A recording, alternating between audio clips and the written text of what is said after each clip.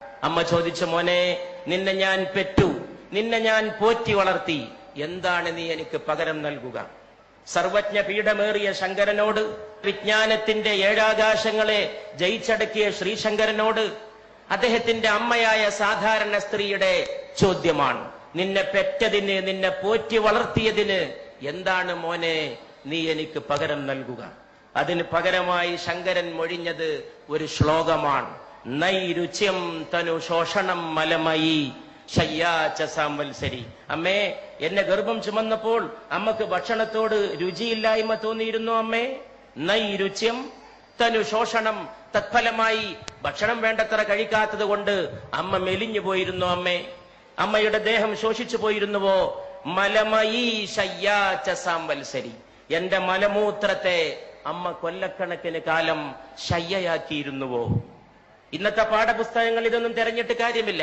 ഇന്നത്തെ വിദ്യാഭ്യാസത്തിൽ a+b²=a²+b²+2ab എന്ന് പഠിപ്പിക്കുന്ന തിരക്കിൽ അമ്മയാരെന്ന് പഠിപ്പിച്ചു കൊടുക്കാൻ ഒരു സംവിധാനവുമില്ല. അതുകൊണ്ട് അമ്മയെ വീടുകളിൽ നിന്ന് ആട്ടിപ്പുറത്താക്കുന്നവരൊക്കെ വിവരമില്ലാത്തവരും വിദ്യാഭ്യാസമില്ലാത്തവരുമാണെന്ന് ധരിക്കണ്ട. അവരൊക്കെ വലിയ ബഹുമതികളുടെ അക്ഷരക്കൂട്ടങ്ങളെ സ്വന്തം പേരിന്റെ അകമ്പടി ചേർത്ത് എഴുതി വെക്കുന്നവരും ബിരുദ കൂമ്പാരങ്ങളിൽ ജീവിക്കുന്നവരുമാണ്. പക്ഷെ അമ്മയെ തിരിച്ചറിയാൻ വേണ്ടത് വേറെ ഒരു ജ്ഞാനമാണ്, സ്നേഹത്തിന്റെ ഒരു ജ്ഞാനമാണ്. അമ്മ വീണ്ടും നിർബന്ധിച്ചപ്പോൾ ശങ്കരൻ ഒരു ശ്ലോകം ചൊല്ലി തന്റെ അമ്മക്ക് നന്ദി പറയുകയാണ് ചെയ്തത്. നമസ്തേ നമസ്തേ ജഗന്നാഥ വിഷ്ണു, നമസ്തേ നമസ്തേ ഗദാ ചക്രപാണേ, നമസ്തേ നമസ്തേ പ്രപന്നാർത്തിഹാരിൻ, സമസ്താപരാധം ക്ഷമസ്വാഖിലേശം, മുഖേ ചന്ദ്രഹാസം നഖേ ചന്ദ്രഭാസം, കരേചാരു ചക്രം സുരേഷാഭിവന്ദ്യം, ഭുജംഗേ ശയാനം ഭജേ പത്മനാഭം എന്ന് മകൻ ചൊല്ലുമ്പോ അമ്മയുടെ രണ്ട് കണ്ണിൽ നിന്നും കണ്ണുനീരിന്റെ പ്രവാഹമായിരുന്നു. അങ്ങനെയാണ് ആര്യാമ്പ കണ്ണടച്ചത് എന്ന് ചരിത്രം നമ്മോട് പറയുന്നു. പ്രവാചകൻ മുഹമ്മദ് നബി സല്ലല്ലാഹു അലൈഹി വസല്ലമയുടെ മുമ്പിൽ ചെന്ന് ഒരു ശിഷ്യൻ ചോദിച്ചു, ഞാൻ ആരോടാണ് ഏറ്റവും കൂടുതൽ നന്ദി കാണിക്കേണ്ടത്? ദൈവദൂതനായ മുഹമ്മദ് നബി സല്ലല്ലാഹു അലൈഹി വസല്ലം മറുപടി പറഞ്ഞു, നിന്റെ മാതാവിനോട്. ചോദ്യകർത്താവ് ചോദിച്ചു, പിന്നെ ആരോട്? രണ്ടാമത്തെ ആൾ ആരാണെന്നാണ് ചോദ്യകർത്താവിന് അറിയേണ്ടത്. പക്ഷേ അവിടുന്ന് പറഞ്ഞു, നിന്റെ മാതാവിനോട്. പിന്നെ ആരോട് എന്ന് ചോദിച്ചപ്പോ വീണ്ടും പറഞ്ഞു, നിന്റെ മാതാവിനോട്. നാലാമതും ചോദ്യകർത്താവ് ആവർത്തിച്ചു, ഇനി ആരോടാണ് നന്ദി കാണിക്കേണ്ടത്? അപ്പോൾ പറഞ്ഞു, പിതാവിനോട് എന്ന്. 3 വട്ടം മാതാവും 4ാമത് മാത്രം പിതാവ് പോലും കടന്നു വരുന്ന വ്യാഖ്യാനമില്ലാത്ത, വർണ്ണിക്കാൻ കഴിയാത്ത സുഹൃതത്തിന്റെ പേരാണ് അമ്മ എന്ന് പറയുന്നത്. ഒരു കുഞ്ഞ് ജന്മം പ്രാപിച്ച് കുഞ്ഞിനെ അമ്മ മടിയിലിരുത്തി കുഞ്ഞിന്റെ ചുണ്ടിൽ, നമ്മുടെയൊക്കെ ചുണ്ടിൽ ആദ്യത്തെ ദാഹം വൈദ്യുതി തരംഗം പോലെ ത്രസിക്കുമ്പോൾ, അതൊരു ഇലക്ട്രിക് വേവ് പോലെയാണ് ആദ്യത്തെ ദാഹം. ആ ആദ്യത്തെ ദാഹം വൈദ്യുതി തരംഗം പോലെ നമ്മുടെ ചുണ്ടിൽ ത്രസിക്കുമ്പോൾ മാതാവ് തന്റെ നെഞ്ചത്തെ അമൃത കുംഭങ്ങളോട് തന്റെ മോനെ ചേർത്ത് പിടിക്കുന്നു. ചുണ്ടിന്റെ വൈദ്യുതിയുടെ ആദ്യദാഹം ത്രസിക്കുന്ന ആവേശത്തോടെ മാതാവിന്റെ ശരീരത്തോട് ചേരുമ്പോൾ അമ്മയുടെ ശരീരത്തിന്റെ ഓരോ സിരകളും ചേർന്ന് പാടുന്ന ഒരു സംഘഗാനമുണ്ട്, നീ അമ്മയാണ്, നീ അമ്മയാണ്, നീ അമ്മയാണ്. ഞാൻ വിശ്വസിക്കുന്നു ഈ ലോകത്തെ ഏറ്റവും വലിയ കലാമുഹൂർത്തം ആ സന്ദർഭമാണ്. The best artistic moment of human life, മാനവ ജീവിതത്തിന്റെ ഏറ്റവും ഉത്കൃഷ്ടമായ കലാമുഹൂർത്തം. അത് അമ്മയ്ക്ക് മാത്രം വശമുള്ളതാണ്, അതാർക്കും അവതരിപ്പിക്കാൻ കഴിയില്ല.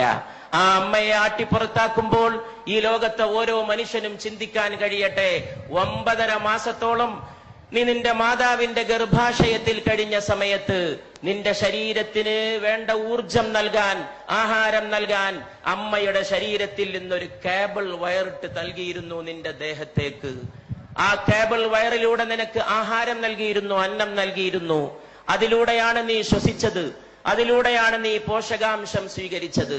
നീ ജനിച്ചു വളർന്ന് വലിയ ആളായി ആകാശം മുട്ടുന്ന രീതിയിൽ വളർന്നപ്പോഴും നിന്റെ മാറത്ത് ദൈവം അതിന്റെ ഒരു മുദ്ര ബാക്കിയുണ്ടാകണമെന്ന് തീരുമാനിച്ചു. അതാണ് പൊക്കിൾ കുഴി. മാതാവിനെ ചവിട്ടാൻ കാലോങ്ങുന്നവന്റെ മാറത്തിരുന്ന് ഈ മുദ്ര തേങ്ങണം. ആ മുദ്ര മരിക്കുന്നവരെ 9.5 മാസത്തെ ജീവത്യാഗത്തിന്റെ മുദ്ര മനുഷ്യൻ മരിക്കുന്നവരെ അവന്റെ മാറത്ത് കിടക്കണം എന്ന് സർവേശ്വരൻ തീരുമാനിച്ചിരിക്കുന്നു. അച്ഛന്റെ മുദ്ര പോലും വേണമെങ്കിൽ ശരീരത്തിൽ നിന്ന് മാറ്റിയേക്കാം. മാതാവിന്റെ മുദ്രയെന്ന പൊക്കിൽ കുഴി മാറ്റാൻ ഈ ലോകത്ത് ഒരു ശസ്ത്രക്രിയ കൊണ്ടും സാധ്യമല്ല. അത്ര വലിയ അടയാളമായി അത് ജ്വലിച്ചു നിൽക്കുകയാണ്. ഈ നാട്ടിക കടപ്പുറത്ത് തടിച്ചുകൂടിയ സഹോദരങ്ങൾക്ക് മുമ്പിൽ എന്റെ വാക്കുകൾ അവസാനിപ്പിക്കുമ്പോൾ എനിക്കൊന്നേ പറയാനുള്ളൂ. ഈ ലോകത്തിന്റെ ഇന്നത്തെ ഏറ്റവും വലിയ പ്രശ്നം ഏതാണ്?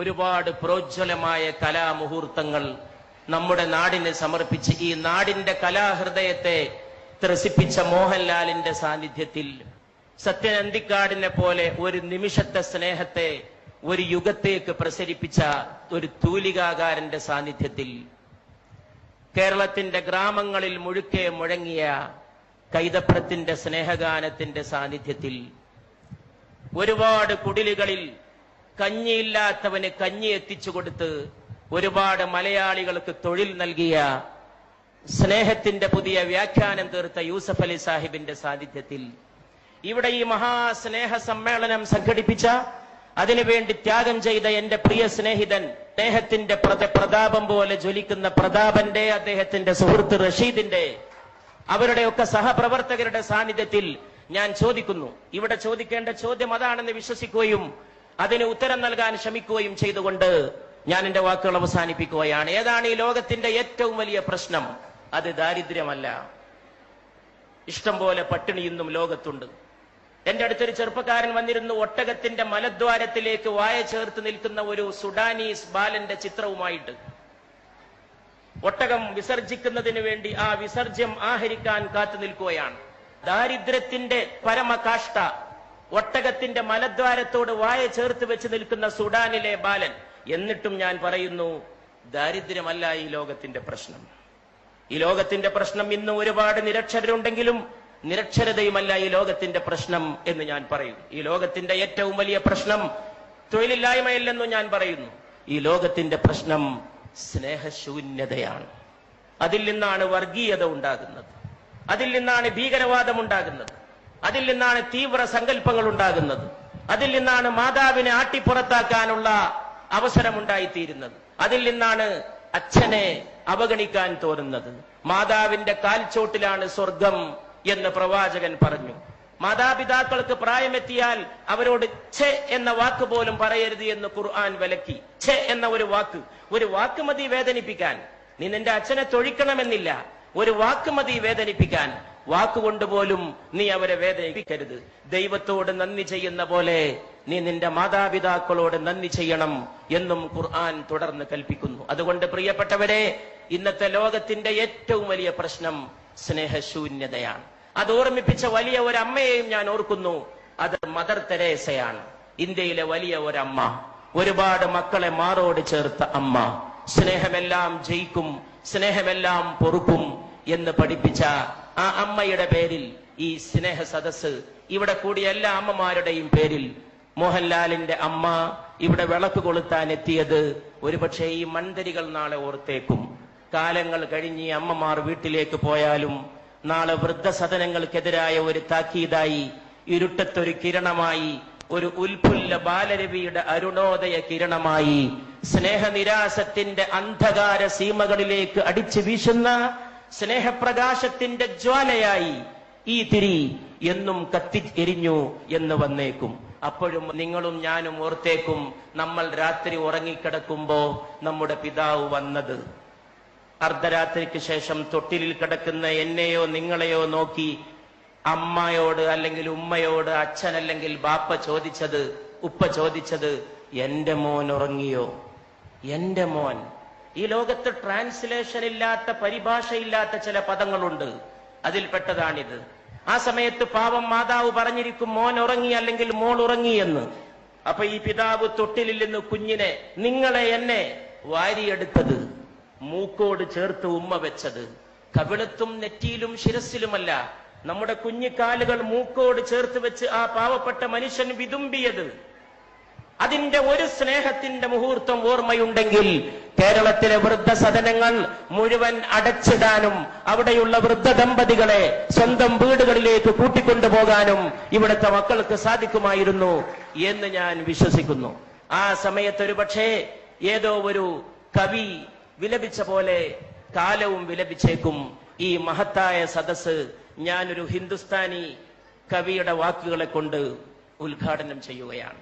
ഘർ ലോട്ട് കെ റോയേംഗെ മാം ബാപ്പ് അക്കേലെ മേ, ഘർ ലോട്ട് കെ റോയേംഗെ മാം ബാപ്പ് അക്കേലെ മേ.